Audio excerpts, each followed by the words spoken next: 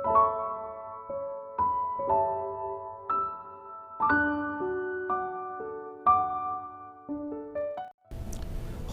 Amanginang, selamat pagi. Semoga kita semua dalam keadaan sehat dan penuh sukacita. Sebelum kita melanjutkan pekerjaan kita hari ini, kita akan disapa oleh firman Tuhan yang tertulis di dalam Yesaya pasal 49 ayat yang ke-26 yang berbunyi demikian.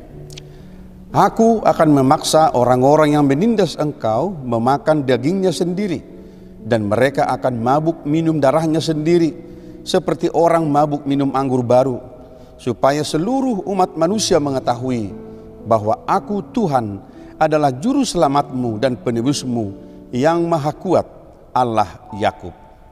Dalam bahasa Batak dikatakan demikian.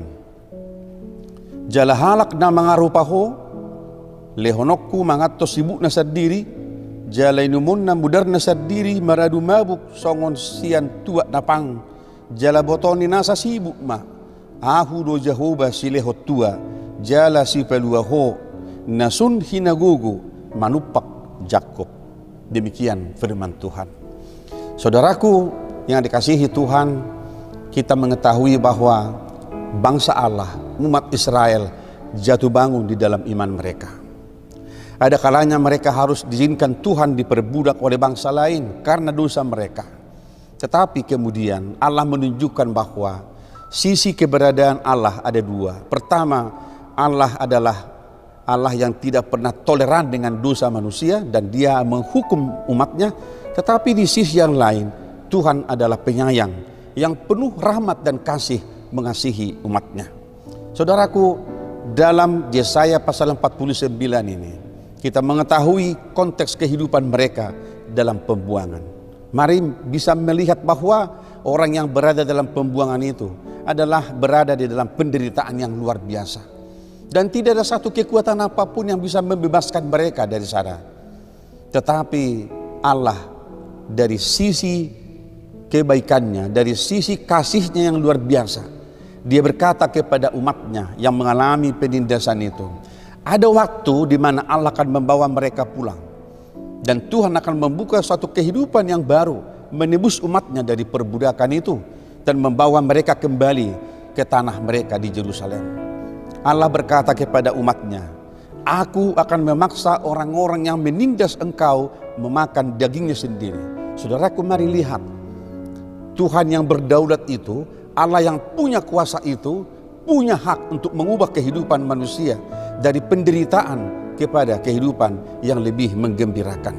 Kita tahu bahwa hanya kuasa Tuhan yang mampu mengubah kehidupan manusia itu dari sebuah hidup yang sudah jauh menderita kepada kehidupan yang akhirnya akan mengalami pembebasan dan keselamatan yang luar biasa. Saudaraku dikasihi Tuhan, hari ini firman ini menjadi penting bagi kita.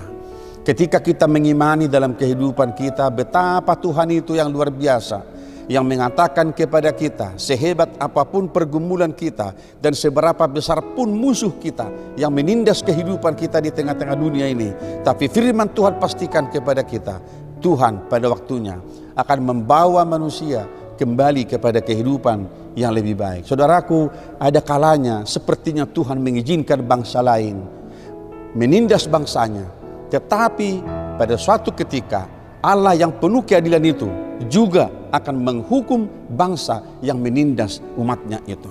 Saudaraku, mari lihat, di sanalah kedaulatan Allah dalam kehidupan orang percaya. Sehingga dalam kehidupan ini saudara, ketika kita mengalami pergumulan demi pergumulan, penderitaan, tantangan, ancaman kehidupan, kita percayakan kehidupan kita kepada Tuhan, bahwa Dia berkata kepada kita, Dialah Tuhan dan Juru Selamat kita, supaya dunia mengetahui bahwa akulah Tuhan Juru Selamatmu dan penebusmu yang maha kuat, Allah Yakub. Saudaraku, tidak berapa hari lagi kita akan masuk di dalam perayaan Jumat Agung dan Paskah.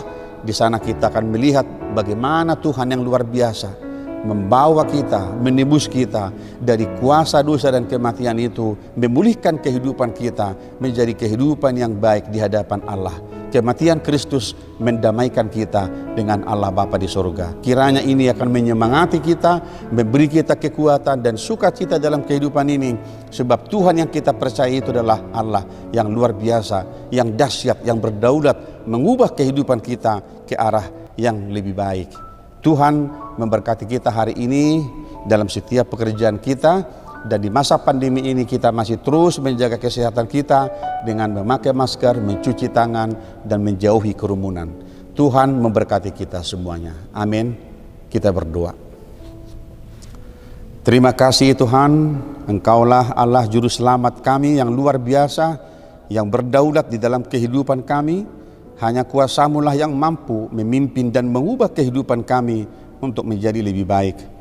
Di dalam kematian dan kebangkitan Kristus, Engkau telah menyatakan cinta kasih-Mu kepada dunia ini, supaya hidup kami dipulihkan dan diperdamaikan dengan Allah Bapa di sorga. Berkati kami hari ini Tuhan, supaya hidup kami boleh menjadi berkat dan menjadi kemuliaan bagi Tuhan. Kami berdoa di dalam nama Tuhan Yesus Kristus Tuhan kami. Anugerah dari Tuhan kita Yesus Kristus, kasih setia dari Allah Bapa, dan persekutuan dengan Roh Kudus menyertai dan memberkati saudara-saudara hari ini sampai selama-lamanya. Amin.